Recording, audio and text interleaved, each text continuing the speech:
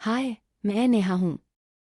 मेरी कहानी बहुत ही रोचक है और इसमें कई मोड़ और मोड़क तत्व हैं। मेरा जीवन उस समय से शुरू हुआ जब मैंने अपने पति विक्रम एक बहुत ही सच्चे और निष्ठावान आदमी है। हमारे बीच की यह पहली मुलाकात थी और मैंने उनमें उत्साह और समर्था देखी। उस समय से ही मेरी जिंदगी की दिशा बदल गई। लेकिन कुछ समय बाद मेरे और विक्रम के बीच कुछ दूरदराज के सपने होने लगे। अक्सर सोचती थी कि क्या वाकई हमारा जीवन इसी तरह चलना चाहिए था? क्या हम अपने सपनों को अपनी जिंदगी में शामिल नहीं कर सकते? मेरे दिल में ये सवाल बहुत दिनों से घूम रहे थे और आखिरकार मैंने इसे अपने अंदर से समझा। फिर एक दिन विक्रम के छोटे भाई रोहन की शादी हुई। उनका आगमन हमारे जीवन में एक नई उत्साहजनक दिशा लेकर आया।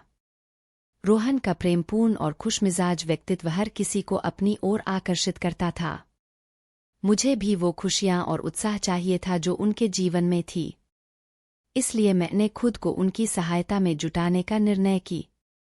मेरे दिल में एक अनदेखा सपना हमेशा से था, जिसमें मैं खुद को अपने जीवन की सभी खुशियां और संतोष के साथ देखती थी।